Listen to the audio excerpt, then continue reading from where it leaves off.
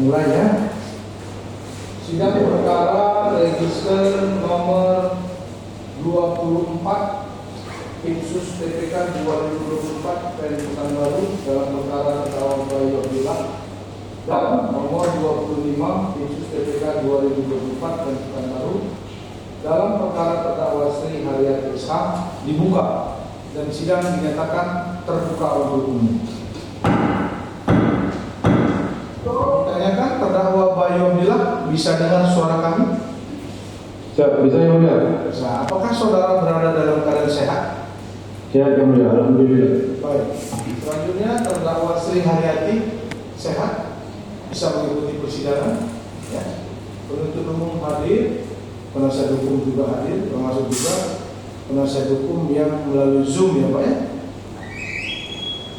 Baik, sesuai dengan berita acara persidangan yang lalu, hari ini kita akan membacakan putusan dan majelis hakim telah siap untuk membacakan putusan. Nanti sebelum putusan tersebut dibacakan, kami tanyakan dulu terkait hal-hal yang pengulangan tidak dibacakan ulang. Putusan nomor 24 Pinsus TPK 2024 PN Pekanbaru dan nomor 25 Pinsus TPK 2024 PN Pekanbaru demi keadilan berdasarkan ketuhanan yang Maha Esa. Pengadilan Tindak Pidana Korupsi pada Pengadilan Negeri Pekanbaru yang mengadili perkara pidana dengan acara pemeriksaan biasa dalam tingkat pertama telah menjatuhkan putusan sebagai berikut dalam perkara terdakwa nama lengkap Bayu Abdillah dan terdakwa nama lengkap Sri Haryati SH, identitas sebagaimana termuat lengkap dalam uraian putusan ini. Terdakwa Bayu Abdillah berada dalam rumah tahanan negara sebagaimana termuat dalam uraian putusan, dan terdakwa Sri Haryati SH berada dalam tahanan kota sebagaimana tahapannya termuat dalam uraian putusan ini. Terdakwa didampingi oleh penasihat hukum Wahyu Hidayat SH dan Rifku SH, advokat pada kantor hukum Wahid Lovon yang beralamat di Jalan Garuda 2 nomor 8 Kelurahan Lampung Baru Timur, Kecamatan Payus Kaki, Kota Pekanbaru, Provinsi Riau, berdasarkan surat kuasa tanggal 29 April 2024 yang didaftarkan pada Kepanitiaan Pengadilan Tindak Pidana Korupsi pada Pengadilan Negeri Pekanbaru di bawah nomor register 45 dan 44 SK TPK 2024 PN Pekanbaru tertanggal 3 Mei 2024. Pengadilan Tindak Pidana Korupsi pada Pengadilan Negeri Pekanbaru tersebut setelah membaca penetapan Ketua Pengadilan Negeri, penetapan majelis hakim, berkas perkara yang bersangkutan. Setelah mendengar keterangan saksi-saksi, keterangan ahli dan keterangan terdakwa, serta memeriksa alat bukti surat dan barang bukti dalam perkara ini.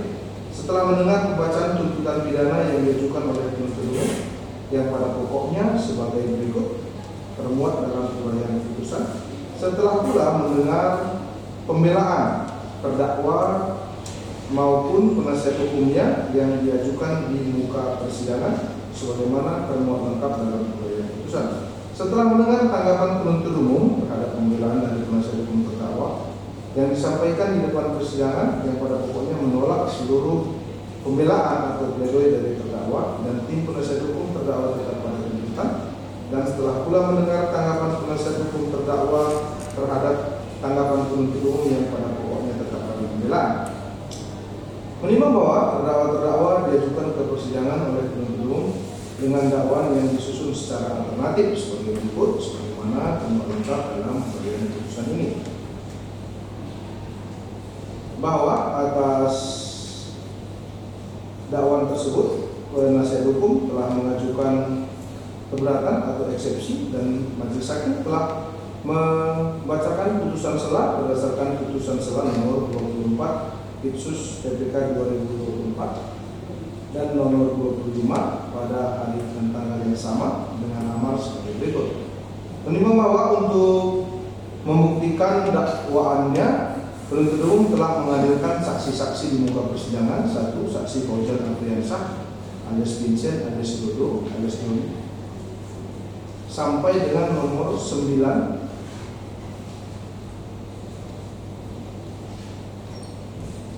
atas nama Irawan yang keterangannya dibacakan di muka persidangan. Menimbang bahwa telah pula didengar keterangan terdakwa di muka persidangan. Menimbang bahwa telah pula didengar keterangan saksi Mustafa Kamal, yaitu saksi Arcak yang diajukan oleh terdakwa dan penasihat hukumnya, saksi Tambeng, sebagaimana keterangan semua lengkap dalam uraian putusan tersebut. Menimbang bahwa selanjutnya berdasarkan keterangan saksi, keterangan terdakwa dan barang bukti serta bukti surat yang diajukan di muka persidangan, majelis hakim telah menemukan fakta-fakta hukum sebagaimana termuat lengkap dalam uraian putusan ini. Selanjutnya, apakah perbuatan terdakwa dapat dinyatakan terbukti berdasarkan dakwaan penuntut umum dengan mengacu kepada fakta-fakta hukum yang telah terungkap di persidangan, maka majelis hakim akan mempertimbangkan dakwaan yang diajukan oleh penuntut umum. Dilanjutkan oleh hakim anggota.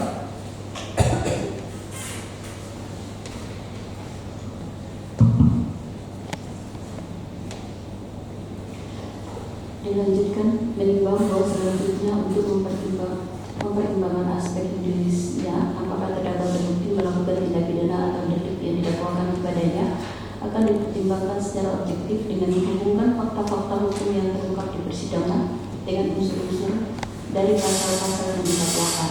Menimbang bahwa terdakwa didakwa dengan susunan dakwaan alternatif sebagai berikut. Pertama, perbuatan terdakwa melanggar pasal 12 huruf A kecil Undang-Undang Tipikor contoh pasal 55 ayat 1 ke 1 KUHP, atau kedua, perbuatan terdakwa melanggar pasal 12 huruf B kecil Undang-Undang Tipikor contoh pasal 55 ayat 1 ke 1 KUHP, atau ketiga, perbuatan terdakwa melanggar pasal 11 Undang-Undang Tipikor contoh pasal 55 ayat 1 ke 1 KUHP, atau keempat, perbuatan terdakwa melanggar pasal 5 ayat 2 Undang-Undang Tipikor contoh pasal 55 ayat 1 ke 1 KUHP. Menimbang bahwa karena terdakwa telah didakwa oleh penuntut umum dengan dakwaan berbentuk alternatif, sehingga hakim dengan perhatikan fakta-fakta hukum tersebut di atas memilih langsung dakwaan alternatif keempat sebagaimana diatur dalam pasal 5 ayat 2 Undang-Undang Tipikor dengan unsur-unsur sebagai berikut. 1. Unsur pegawai negeri atau penyelenggara negara. 2. Unsur menerima pemberian atau janji. 3. Unsur dengan maksud supaya berbuat atau tidak berbuat sesuatu dalam jabatannya yang bertentangan dengan kewajibannya. 4. Unsur mereka yang melakukan, yang menyuruh melakukan, dan yang berserta melakukan perbuatan. Menimbang bahwa selanjutnya majelis akan mempertimbangkan satu persatu unsur-unsur tersebut dihubungkan dengan fakta-fakta hukum yang terungkap di depan persidangan sebagai berikut. 1. Unsur pegawai negeri atau penyelenggara negara. Teori dan azas dianggap dibacakan, majelis langsung pada kesimpulan. Menimbang bahwa berdasarkan ketentuan tersebut di atas, majelis hakim berpendapat bahwa saksi Sri Haryati SH selaku jaksa penuntut umum berdasarkan surat perintah penunjukan jaksa penuntut umum untuk penyelesaian perkara tindak pidana nomor 11 dan seterusnya tanggal 17 Januari 2023 yang salah satu tugasnya adalah untuk melakukan penuntutan perkara atas nama terdakwa Fauzan Afriansyah alias Vincent alias Dodo alias Doni ke Pengadilan Negeri Bengkalis yang menerima penghasilan berupa gaji, tunjangan, dan honorarium dari negara selaku anggaran melalui anggaran pendapatan dan belanja negara bersama-sama dengan terdakwa Bayu Abdillah, anggota kepolisian Resor Bengkalis yang menerima penghasilan berupa gaji, tunjangan, dan honorarium dari negara melalui anggaran pendapatan dan belanja negara atau APBN dapat dikualifikasi sebagai pegawai negeri atau penyelenggara negara. Oleh karenanya unsur pegawai negeri atau penyelenggara negara terpenuhi yang berhukum. 2. Unsur menerima pemberian atau janji.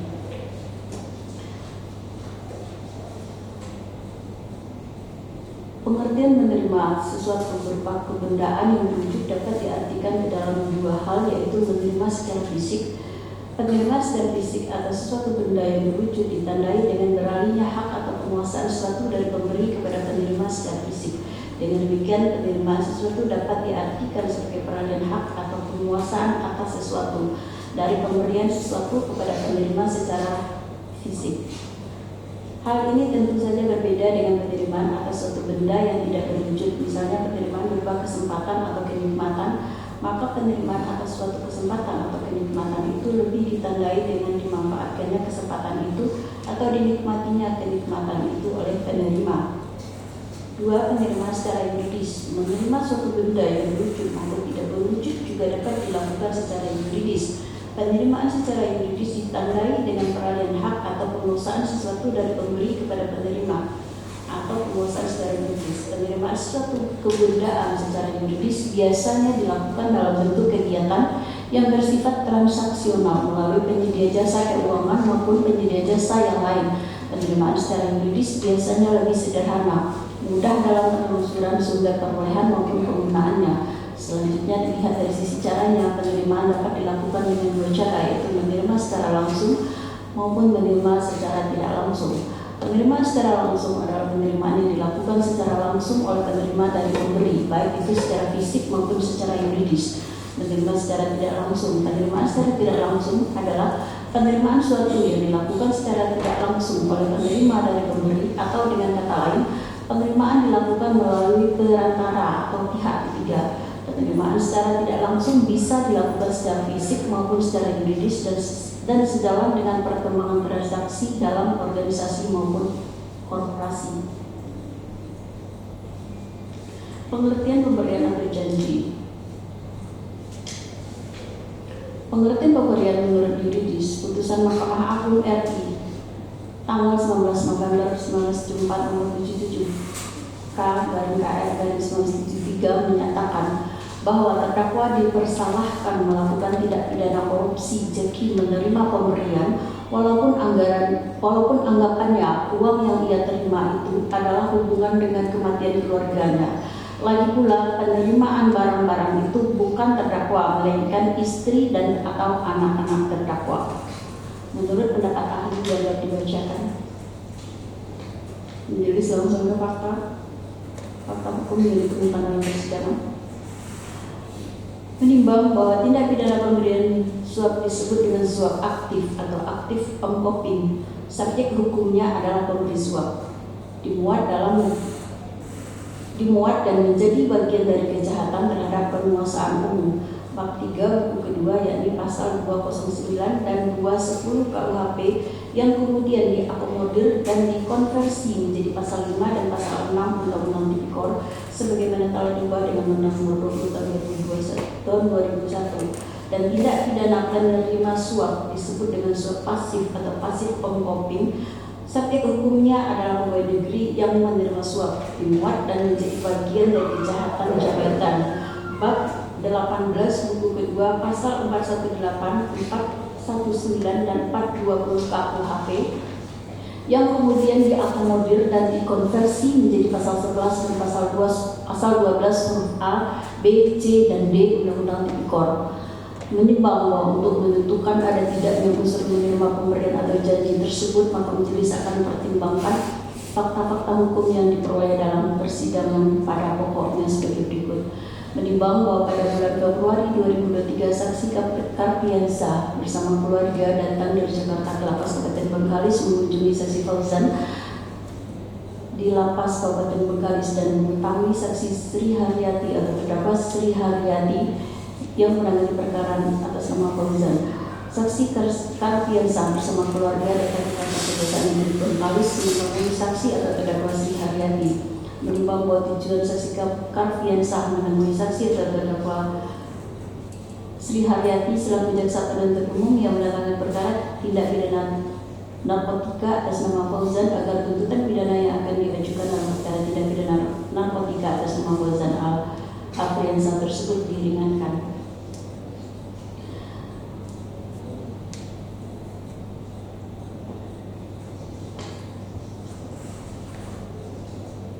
Menimbang bahwa pada tanggal 24 Februari 2023 rencana tuntutan atas nama Fauzan diteruskan oleh saksi atau terdakwa Sri Haryati kepada Kejaksaan Tinggi Riau melalui pesan singkat WhatsApp ke handphone saksi Anda Hermila selaku jaksa banding tidak pidana umum Kejati Provinsi Riau dengan nomor R/13 dan seterusnya tertanggal 22 Februari 2023 dan hard copy tuntutan tersebut diserahkan pada saksi Sri Haryati langsung ke PTSP Kejaksaan Tinggi Riau pada tanggal 27 Februari 2023 dengan usulan tuntutan pidana seumur hidup. Pada saat berada di Kejaksaan Tinggi Riau tersebut, saksi Sri Haryati atau terdakwa Sri Haryati didampingi oleh saksi Ananda Hermila menemui saksi Kiki Ardianto selaku kasih narkotika, dan saksi atau terdakwa Sri Haryati menyampaikan pihak keluarga Fauzan siap memberikan uang sejumlah 500 juta rupiah kepada saksi Kiki Haryanto agar Kejati Riau menurunkan tuntutan dari Kejaksaan Negeri Bengkalis yang awalnya tuntutan pidana seumur hidup menjadi tuntutan pidana selama 20 tahun. Permintaan saksi Sri Haryati atau terdakwa Sri Haryati tersebut ditolak oleh saksi Kiki Haryanto. Menimbang bahwa sekira akhir bulan Februari atau awal bulan Maret tahun 2023, saksi Sri Haryati ditelepon oleh saudara Andri Irawan, penuntut umum Kejaksaan Agung RI yang juga ditugaskan dalam perkara narkotika atas nama Fauzan untuk bertemu di Hotel Grand Central Pekanbaru. Dalam pertemuan tersebut dibahas permintaan keluarga Fauzan agar tuntutan seumur hidup diringankan menjadi 12 tahun. Untuk itu, saudara Andri Ridwan meminta agar itu diperbaiki atau direvisi di Kejaksaan Tinggi Riau dari seumur hidup menjadi 15 tahun, dan di Kejaksaan Agung saudara Andri Ridwan yang akan mengurus. Untuk itu, saksi Andri Ridwan meminta uang sejumlah 2 miliar rupiah untuk disampaikan kepada keluarga Fauzan. Pada saat pertemuan tersebut, saksi atau terdakwa Sri Haryati saat didampingi oleh suaminya, saksi atau terdakwa Bayu Abdillah, dan untuk koordinasi selanjutnya tentang permintaan keluarga Fauzan tersebut dilaksanakan oleh terdakwa Bayu Abdillah. Kemudian antara saudara Andri Ridwan dengan terdakwa Bayu Abdillah saling bertukar nomor handphone. Menimbang bahwa setelah menerima pengembalian rantut yang disertai dengan petunjuk, saksi Sri atau terdakwa Sri Haryati berkoordinasi dengan kepala seksi tindak pidana umum Kejari Bengkalis yang baru, yaitu saudara Maulidi Sitanggang, yang mana pada saat bertemu tersebut saksi atau terdakwa Sri Haryati menyampaikan kepada keluarga Fauzan ingin mengurus perkara ini, akan tetapi kasih hidung saudara Maulidi Sitanggang menolak dengan alasan perkara atas nama Fauzan ini di zaman kasih hidung lama, yaitu saksi Zikrullah, dan rentutnya sudah keluar. Kemudian saudara Maulidi Sitanggang menyarankan agar langsung menghadap kepada Kejari Bengkalis yang saksi Zaini Arfin. Saksi Sri Haryati menghadap Kejari ditemani oleh saudara Maulidi Sitanggang. Pada saat pertemuan tersebut, saksi atau terdakwa Sri Haryati menyampaikan apakah bisa dibantu rentutnya, yang mana keluarga Fauzan siap dengan dana 200 juta rupiah. Kemudian Kejari mengatakan agar disiapkan dana 2 miliar rupiah atau minta pengacara Fauzan menghadap kepada Kejari Bengkalis. Menimbang bahwa atas permintaan uang yang disampaikan oleh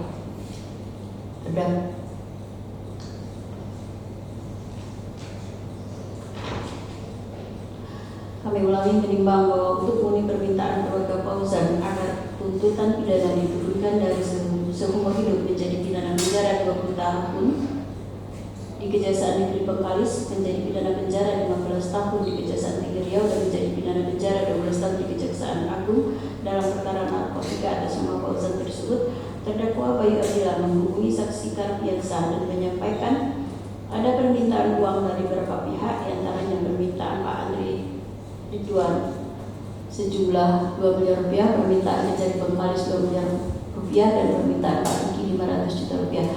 Menimbang bahwa atas permintaan yang disampaikan oleh terdakwa Bayu Abdillah tersebut, saksi Karpiansa dan keluarga Fauzan telah memberikan uang kepada saksi atau terdakwa Sri Haryati melalui saksi atau terdakwa Bayu Abdillah sejumlah 999.600.000 rupiah dengan cara transfer via rekening atas nama Fadli Irawan yang dipinjam oleh terdakwa atau saksi Bayu Abdillah, dan secara tunai yang diterima langsung oleh terdakwa Bayu Abdillah dengan rincian sebagai berikut. Pertama, pada tanggal 7 Maret 2023 ditransfer oleh saksi Karpiansa melalui rekening nomor 5425 dan seterusnya atas nama Fadli Irawan sejumlah 229.600.000 rupiah. Dalam slip penyetoran dituliskan untuk keperluan kapal, dan uang tersebut telah diterima oleh terdakwa atau saksi Bayu Abdillah. Kedua, diserahkan tunai oleh saudara Agung kepada terdakwa atau saksi Bayu Abdillah di rumah terdakwa atau saksi Bayu Abdillah sejumlah 190 juta rupiah 2 minggu setelah pengiriman uang yang pertama tanggal 7 Maret 2023. Ketiga, pada tanggal 30 Maret 2023 ditransfer melalui rekening nomor 5425 dan seterusnya Bank BRI atas nama Fatih Irawan sejumlah 150 juta rupiah yang ditransfer oleh saudari Eva istri Fauzan. Dalam slip penyetoran dituliskan untuk keperluan kapal. Uang tersebut telah diterima oleh terdakwa atas saksi Bayu Abdillah. Keempat, pada tanggal 11 April 2023 ditransfer melalui rekening nomor 5424 dan seterusnya atas nama Fatih Irawan sejumlah 360 juta rupiah. Uang tersebut ditransfer oleh keluarga Fauzan dan uang tersebut telah diterima oleh terdakwa atas saksi Bayu Abdillah. Menimbang bahwa dalam persidangan terdakwa Bayu Abdillah menerangkan uang sejumlah 999 juta 600 ribu rupiah yang diterima terdakwa Bayu Abdillah dari saksi Karpiansah untuk pembuatan kapal, sedangkan saksi Karpiansah dalam persidangan menerangkan bahwa saksi Karpiansah hanya mengirim uang kepada terdakwa Bayu Abdillah sejumlah 299 juta 600 ribu rupiah melalui rekening 5425 Bank BRI atas nama Fatih Irawan, dan uang tersebut telah diterima oleh terdakwa Bayu Abdillah. Uang tersebut diberikan untuk pengurusan perkara narkotika atas nama saudara Fauzan Afriansah alias Vincent alias Dodo alias Doni, yang mana istri terdakwa Bayu Abdillah yakni saksi Sri Haryati selaku penuntut umum perkara narkotika tersebut. Saksi Karpiansah tidak pernah memesan kapal kepada terdakwa Bayu Abdillah, sedangkan sisanya sejumlah 700 juta rupiah diterima oleh terdakwa Bayu Abdillah dari saksi Agung dan dari keluarga Fauzan lainnya. Menimbang bahwa berdasarkan pertimbangan hukum di atas, majelis berpendapat perbuatan terdakwa Bayu Abdillah bersama-sama dengan terdakwa saksi Sri Haryati telah menerima pemberian dalam bentuk jumlah uang dari saksi Karpiansah, saksi Agung dan keluarga Fauzan lainnya yang bertujuan untuk pengurusan perkara narkotika atas nama saudara Fauzan Karpiansah alias Vincent alias Dodo alias Doni agar tuntutan atas perkara narkotika tersebut dapat diturunkan. Oleh karena itu, unsur menerima pemberian atau janji dalam bentuk uang oleh terdakwa Bayu Abdillah bersama-sama dengan terdakwa saksi Sri Haryati SH dari saksi Karpiansah telah terpenuhi pada perbuatan terdakwa Bayu Abdillah dan terdakwa saksi Sri Haryati SH. 3. Unsur dengan maksud supaya pegawai negeri penyelenggara negara berbuat atau tidak berbuat dalam jabatannya yang bertentangan dengan kewajibannya. Menimbang bahwa untuk menentukan ada tidaknya unsur dengan maksud supaya pegawai negeri atau penyelenggara negara supaya berbuat atau tidak berbuat dalam jabatannya yang bertentangan dengan kewajibannya tersebut, maka majelis akan mempertimbangkan fakta-fakta yang didapat dalam persidangan berdasarkan pertimbangan yang pada pokoknya sebagai berikut. Jadi langsung kepada kesimpulan.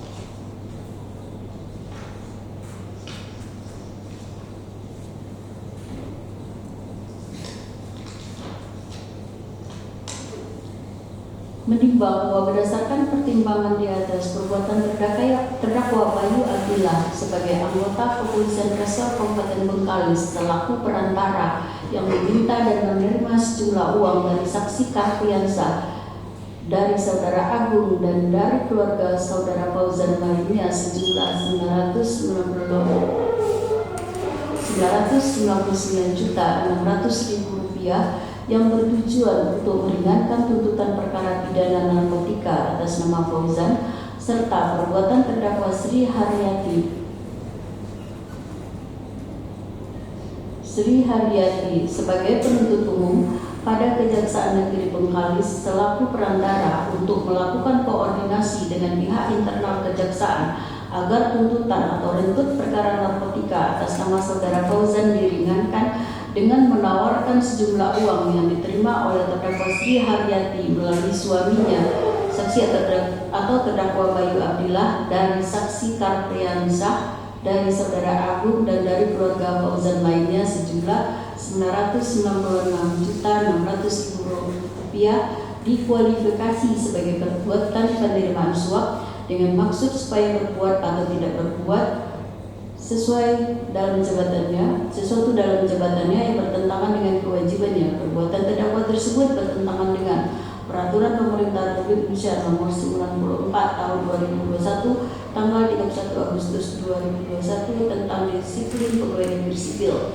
Pasal 3. Pasal 4. Pasal 5. Menyalahgunakan kewenangan menjadi perantara untuk mendapatkan keuntungan pribadi dan atas orang lain dengan menggunakan kewenangan orang lain yang diduga menjadi konflik kepentingan dengan jabatan. 11. Menerima hadiah yang berhubungan dengan jabatan dan atau pekerjaan. 13. Melakukan tindakan atau tidak melakukan tindakan yang dapat mengakibatkan kerugian bagi yang dilayani. Menimbang bahwa berdasarkan pertimbangan hukum di atas, Majelis Hakim berpendapat maksud dengan maksud supaya pegawai negeri atau penyelenggara negara berbuat atau tidak berbuat dalam jabatannya yang bertentangan dengan kewajibannya telah terpenuhi menurut hukum dan terbukti. 5. Unsur melakukan, yang menyuruh melakukan, dan yang turut serta melakukan menjadi langsung kepada kesimpulan.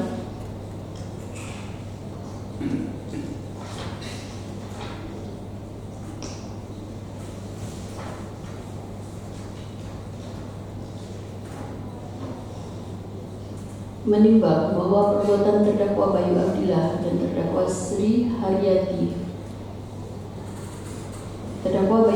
sebagai anggota Kepolisian Resor Kabupaten Bengkalis selaku perantara yang meminta dan menerima sejumlah uang dari saksi Karpriansah dan saudara Agung dan dari keluarga Fauzan lainnya sejumlah Rp996.600.000 yang bertujuan untuk meringankan tuntutan perkara pidana narkotika atas nama Fauzan serta perbuatan terdakwa Sri Haryati sebagai penuntut umum dalam perkara narkotika atas nama Fauzan selaku perantara untuk melakukan koordinasi dengan pihak internal pada Kejaksaan Negeri Kabupaten Bengkalis, Kejaksaan Tinggi Riau dan Kejaksaan Agung RI agar tuntutan perkara narkotika atas nama saudara Fauzan diringankan dengan menawarkan sejumlah uang yang diterima oleh saksi Sri Haryati atau terdakwa Sri Haryati melalui suaminya terdakwa Bayu Abdillah dari saksi Karpiansah dari saudara Agung dan keluarga Fauzan lainnya sejumlah Rp999.600.000 merupakan penyesuaian kehendak dan adanya kerjasama yang erat antara saksi Karpiansah terdakwa Bayu Abdillah dan terdakwa saksi Sri Haryati. Menimbang bahwa berdasarkan uraian tersebut di atas adanya persesuaian kehendak serta adanya kerjasama yang erat dan diinsafi antara saksi Karpiansah dengan peran pelaku lainnya yaitu terdakwa Bayu Abdillah dan terdakwa saksi Sri Haryati yang diwujudkan dengan peranan masing-masing pelaku sehingga tercapai sempurnanya suatu perbuatan pidana beserta akibat yang ditimbulkan yaitu saksi Karpiansah meminta tolong kepada saksi Sri Haryati selaku penuntut umum dalam perkara narkotika atas nama Fauzan yang rencana tuntutan pidana seumur hidup dikurangi menjadi tuntutan pidana penjara 2 tahun di Kejati Bengkalis menjadi pidana penjara 15 tahun di Kejati Riau dan menjadi pidana penjara 12 tahun di Kejaksaan Agung. Atas permintaan saksi Karpiansah tersebut, saksi Sri Haryati atau terdakwa Sri Haryati melalui suaminya terdakwa Bayu Abdillah telah menerima pemberian berupa uang dari saksi Karpiansah dan keluarga Fauzan lainnya sejumlah Rp959.600.000. Menimbang bahwa berdasarkan pertimbangan hukum di atas, majelis berpendapat bahwa unsur mereka yang melakukan, yang menyuruh melakukan, dan yang turut serta melakukan perbuatan sebagaimana yang dimaksud dalam pasal 55 ayat 1 ke 1 KUHP telah terpenuhi pada diri terdakwa. Menimbang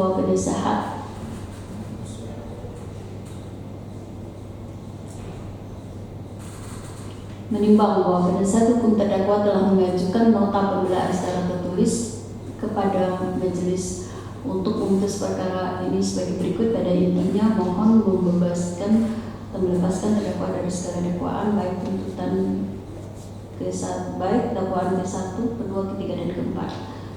Apabila majelis hakim berpendapat lain, mohon keputusan yang seadil-adilnya. Pembelaan terdakwa juga berbunyi sebagai berikut. Mohon membebaskan terdakwa dan melepaskan terdakwa dari segala tuntutan dan melepaskan dari segala dakwaan ke-1, kedua, ketiga, dan keempat. Apabila majelis berpendapat lain, mohon keputusannya seadil-adilnya. menimbang bahwa dalam mendengar tanggapan penuntut umum terhadap pembelaan terdakwa yang dibacakan dalam persidangannya pada pokoknya menyatakan menolak nota pembelaan penasihat hukum terdakwa serta tetap pada tuntutan pidananya, menimbang telah mendengar tanggapan tim penasihat hukum terdakwa serta tanggapan penuntut umum yang disampaikan di persidangan yang menyatakan tetap pada pembelaannya, menimbang bahwa oleh karena semua unsur dakwaan alternatif keempat telah terpenuhi dan majelis meyakini adanya kesalahan dari diri terdakwa tersebut, maka perbuatan terdakwa dikualifikasi sebagai tindak pidana korupsi yang dilakukan secara bersama-sama sebagaimana yang dimaksud dalam dakwaan alternatif keempat. Dan selama pemeriksaan perkara ini tidak ditemukan hal-hal yang dapat memakiskan pertanggungjawaban pidana baik karena alasan pembenar maupun karena alasan pemaaf, maka dengan demikian terdakwa harus bertanggungjawabkan perbuatannya. Menimbang oleh karena itu maka terdakwa harus dinyatakan telah terbukti secara sah dan menyatakan bersalah melakukan tindak pidana korupsi sebagaimana diatur dan diancam dengan pidana pasal 5 ayat 2 Undang-Undang Tipikor contoh pasal 55 ayat 1 ke 1 KUH pidana. Menimbang bahwa terhadap pembelaan yang diajukan oleh penasihat hukum terdakwa dan pembelaan yang diajukan oleh terdakwa secara pribadi tersebut, majelis tidak sependapat karena sesuai dengan pertimbangan yang telah majelis pertimbangkan di atas bahwa pada diri dan perbuatan terdakwa telah memenuhi unsur-unsur yang diisyaratkan dalam ketentuan pasal 5 ayat 2 Undang-Undang Tipikor contoh pasal 55 ayat 1 ke 1 KUHP sebagaimana dalam dakwaan alternatif keempat, sehingga dengan demikian pembelaan dari penasihat hukum terdakwa dan pembelaan dari terdakwa secara pribadi tidak perlu majelis pertimbangkan lebih lanjut. Menimbang bahwa karena terdakwa telah dinyatakan terbukti secara sah dan meyakinkan bersalah melakukan tindak pidana korupsi sebagaimana dalam dakwaan alternatif keempat, maka keseluruhan bukti yang diajukan penasihat hukum terdakwa yang terlampir dalam nota pembelaan serta bukti lainnya yang tidak sejalan dengan pertimbangan hukum majelis hakim baik dalam dakwaan alternatif pertama, kedua, ketiga, dan keempat haruslah dinyatakan tidak dapat membuktikan terdakwa tidak bersalah. Oleh karenanya terhadap seluruh bukti tersebut haruslah dikesampingkan. Menimbang bahwa karena terdakwa telah dinyatakan terbukti secara sah dan meyakinkan bersalah melakukan tindak pidana sebagaimana dalam dakwaan alternatif keempat tersebut, maka atas kesalahannya kepada terdakwa tersebut haruslah dijatuhi pidana yang setimpal. Menimbang bahwa berdasarkan pasal 5 ayat 2 Undang-Undang Tipikor, pelaku tindak pidana korupsi dipidana penjara dan denda. Oleh karena itu terdakwa di samping dijatuhi pidana penjara juga dijatuhi pidana denda yang besarnya akan ditentukan dalam amar putusan. Jika terdakwa tidak membayar pidana denda, maka berdasarkan pasal 30 ayat 2 dan ayat 3 Kitab Undang-Undang Hukum Acara Pidana diganti dengan pidana kurungan yang lamanya akan disebut dalam amar putusan ini. Menimbang bahwa berdasarkan pasal 94 KUHP dan atas permintaan penuntut umum, maka terdapat barang bukti 1 sampai dengan 9 dipergunakan dalam perkara baru untuk perkara Sri Haryati. Dalam perkara Sri Haryati yaitu barang bukti nomor 1 dalam berkas perkara nomor BP B-10 dan seterusnya tanggal 20 Oktober 2022 atas nama Fauzan Afriansa alias Vincent alias Dodo alias Doni yang melanggar pasal 114 dan seterusnya.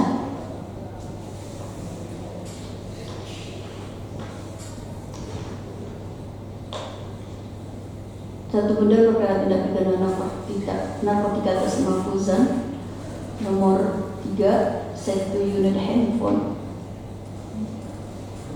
yang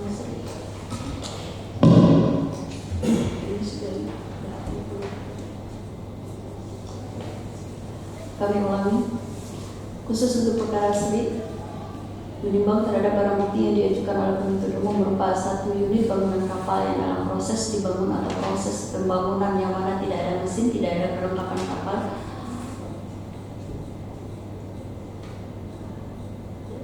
alat navigasi, jangkar belum ada dokumen kapal. 2. 1 unit handphone merek Oppo dan seterusnya. 3. 1 unit handphone Redmi Note 12 dan seterusnya. Barang bukti tersebut diperoleh atau dipergunakan oleh terdakwa Sri Haryati bersama-sama dengan terdakwa Bayu Abdillah dari tindak pidana korupsi dalam perkara Aku. Maka berdasarkan pasal 18 ayat 1 huruf H, barang bukti tersebut dirampas untuk negara. Menimbang bahwa terdapat barang bukti yang diajukan oleh penuntut umum berikut ini: 1. Satu benda berkas perkara nomor BP B10 dan seterusnya tanggal 20 Oktober 2022. 2. Satu bulan bekas perkara tidak pidana narkotika atas nama Fauzan dan seterusnya terlampir dalam berkas perkara. Terhadap barang bukti dalam berkas perkara atas nama terpidana Kardiansa nomor 1 yang dipakai untuk dalam perkara Sri Haryati dan Bayu Abdillah 1, 2 lembar rekening dan seterusnya 1 sampai dengan 4 terlampir dalam berkas perkara. Menimbang bahwa karena terdakwa ditahan dalam tahanan kota berdasarkan pasal 22 ayat 4 KUHP, maka lamanya terdakwa berada dalam tahanan kota dikurangkan seluruhnya dari pidana yang dijatuhkan. Menimbang bahwa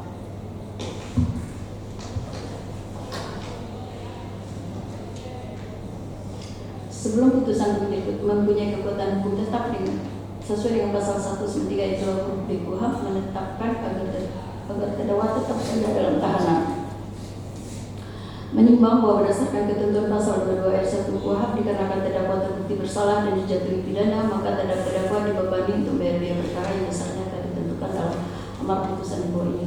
Menimbang bahwa sebelum majelis menjatuhkan hukuman terhadap terdakwa, maka sesuai dengan pasal 197 ayat 1 huruf F KUHP terlebih dahulu akan mempertimbangkan keadaan memberatkan dan keadaan meringankan pada diri terdakwa. Keadaan memberatkan pada Sri Haryati, perbuatan terdakwa bertentangan dengan upaya pemerintahan dalam pemberantasan tindak pidana korupsi di segala bidang.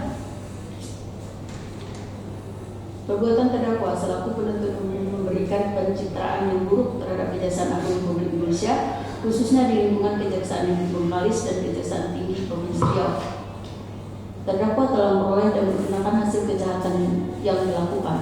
Keadaan yang meringankan, terdakwa merupakan seorang ibu dari 3 orang anaknya yang masih kecil-kecil dan butuh kasih sayang dari terdakwa.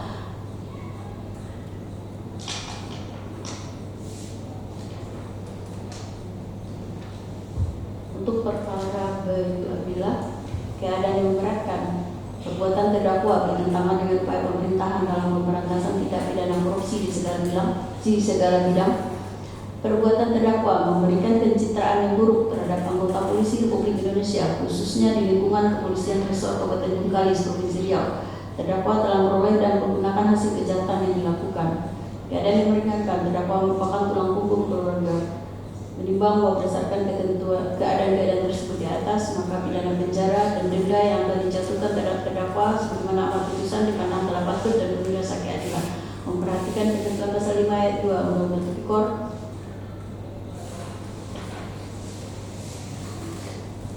Junto pasal 55 ayat 1 ke 1 KUHP Undang-Undang Nomor 8 Tahun 1981 tentang Kitab Undang Hukum Acara dan peraturan perundang lainnya yang bersangkutan.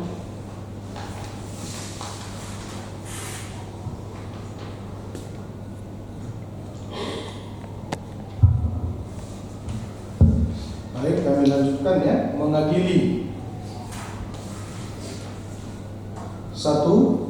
Menyatakan terdakwa Bayu Abdillah, terdakwa Sri Haryati SH telah terbukti secara sah dan meyakinkan bersalah melakukan tindak pidana korupsi secara bersama-sama sebagaimana dalam dakwaan alternatif keempat.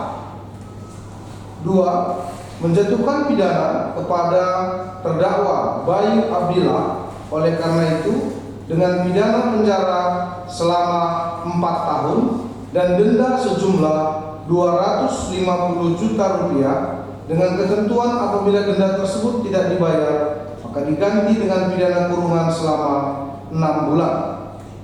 Menjatuhkan pidana kepada terdakwa Sri Haryati SH oleh karena itu dengan pidana penjara selama 2 tahun dan 6 bulan dan denda sejumlah 100 juta rupiah dengan ketentuan apabila denda tersebut tidak dibayar maka diganti dengan pidana kurungan selama 6 bulan. 3. Menetapkan masa penahanan yang telah dijalani oleh terdakwa dikurangkan seluruhnya dari pidana yang dijatuhkan. Memerintahkan agar para terdakwa tetap ditahan. Menetapkan barang bukti berupa nomor urut 1 sampai dengan nomor urut 3 dirampas untuk negara dan terhadap barang bukti dalam berkas perkara terpidana Kardiansa alias Riko dipergunakan dalam perkara Sri Haryati dan Mario Villa nomor 1 sampai dengan 4 lampir dalam berkas perkara, 1 unit kapal dirampas untuk negara, dan 1 unit handphone dirampas untuk negara, dan membebani biaya perkara kepada para terdakwa masing-masing sejumlah Rp7.500. Demikian diputuskan dalam rapat permusyawaratan Majelis Hakim Pengadilan Tindak Pidana Korupsi pada Pengadilan Negeri Pekanbaru pada hari Senin tanggal 29 Juli 2024 oleh kami Dr. Salomo Ginting, Sarjana Hukum Magister Hukum selaku Hakim Ketua, Yuli Arta Pujayotama, Sarjana Hukum Magister Hukum, dan Hakim ad hoc Ilmi, Sarjana Hukum Magister Hukum, masing-masing sebagai hakim anggota, yang diucapkan dalam sidang terbuka umum pada Rabu tanggal 31 Juli 2024 oleh Hakim Ketua dengan didampingi para hakim anggota tersebut, dibantu oleh Sabta Putra Sidiring, Sarjana Hukum Magister Hukum, Panitra Pengganti Pengadilan Tindak Pidana Korupsi pada Pengadilan Negeri Pekanbaru, yang dihadiri oleh penuntut umum dan terdakwa didampingi oleh tim penasihat hukumnya baik secara daring maupun secara luring. Demikian ya putusan yang dapat kami jatuhkan dalam perkara saudara berdua ya. Atas putusan majelis hakim tersebut, saudara diberikan hak oleh undang-undang menerima baik putusan, pikir-pikir dalam masa 7 hari atau mengajukan upaya hukum. Hak yang ditentukan oleh undang-undang tersebut, saudara boleh konsultasi lebih dulu dengan penasihat hukumnya. Silakan.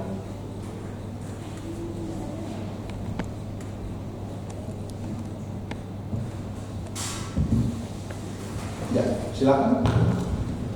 Terima kasih Majelis atas putusan yang diucapkan tadi. Kami dari penasihat hukum terdakwa Sri Haryati maupun terdakwa Bayu Villa menyatakan Pikir-pikir ya. Sama ya dari Bayu Villa, hak yang sama kepada penuntut umum. Mohon izin Ketua Majelis Majelis Hakim, kami dari Jaksa Penuntut Umum tidak mengajukan hak pikir-pikir. Pikir-pikir ya. Baik, oleh karena para pihak baik penuntut umum maupun terdakwa dan penasihat hukumnya menyatakan pikir-pikir, kami ingatkan pikir-pikir masa 7 hari dalam hal tidak mengajukan suatu apapun maka dipandang menerima baik putusan. Demikian ya. Dengan demikian seluruh rangkaian persidangan perkara 24 dan 25 tersebut tingkat Pengadilan Negeri Pekanbaru telah selesai dan sidang kami nyatakan ditutup. Terima kasih semuanya.